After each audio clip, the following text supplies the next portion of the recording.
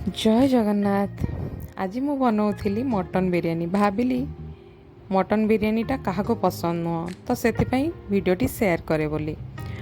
तो किछि आलू भाजी नेली, तापरे गोटे केजी मटन रे हलदी लुण और लंका गुंड गरम मसला ता संगे मटन मसला फेंटा होता दही मिसई ताक भल भाव में गोले नेली। ताको अध घंटाए रेस्ट में रखीदेली।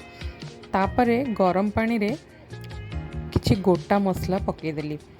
सोक करिथिबा चाउल पकई ताकू राइस हवा पाई बसईदेली।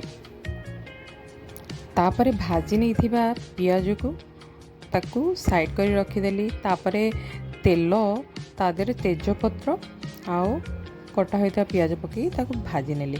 तापरे अदा रसुण पियाज सुखिला लंका पकई भल भाव में ग्राइंडिंग करनेली। भजा होता पियाज रे मसला पकई ताकू भल भाव में कषि नेली। कषि नहीं सारा परे किछि पानी नहीं जावा से गरम मसला मटन मसला आउ हलदी लुण पकई ताकू गोले नहीं किछ समय पई रखीदबा।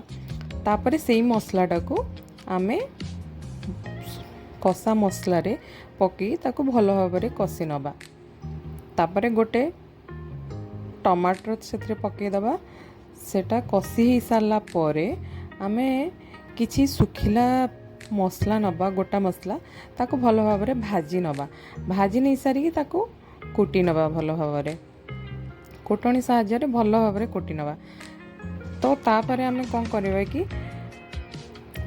एक्चुअली ये जो मटन बिरयानीटा मो झीर आउ हजबैंड फरमाइश थिला से मु बनई से जो आमे मैरिनेशन मटन रखिथिबा से धनिया पत्र पुदीना पत्र पकई तापरे कषिबा पई पकई दबा।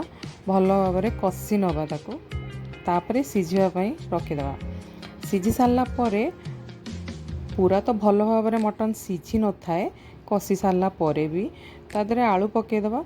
तो ताकू प्रेशर दे दबा कहीं जानी आपण मैंने मटनटा एत शीघ्र सीझेनी से प्रेशर नदेले आमर मटनटा भल भाव में सीझबनी। आम प्रेशर देदबा 7-8टा हुइसिल दे सारा परे ताकू काढ़ी की आमे आउ थरे कड़ाई रे पानी दे ताकू फुटिया पे रखीदबा।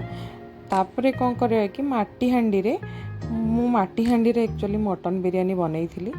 तो लेयरिंग करदबा किछि मटन तापरे राइस तापरे आमे भजा होता पियाज धनिया पुदीना पत्र पकईदबा। तापरे आमे मटन किछि लेयरिंग देदबा।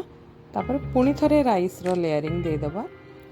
तापरे आमे कौन करबा कि सेथिरे पियाज को भजा पियाज आउ धनिया पत्र पकईदबा। धनिया पत्र पुदीना पत्र पकईदबा।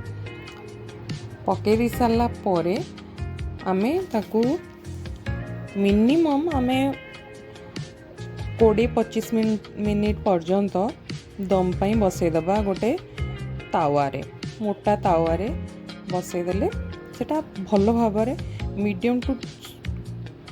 मीडियम आंचरे आमे बसईदबा। आमर प्रस्तुत हो गला बिरयानी। तो एक्चुअली बिरयानी रो रेसिपी देखी प्लीज़ कमेंट आओ शेयर करेंगे।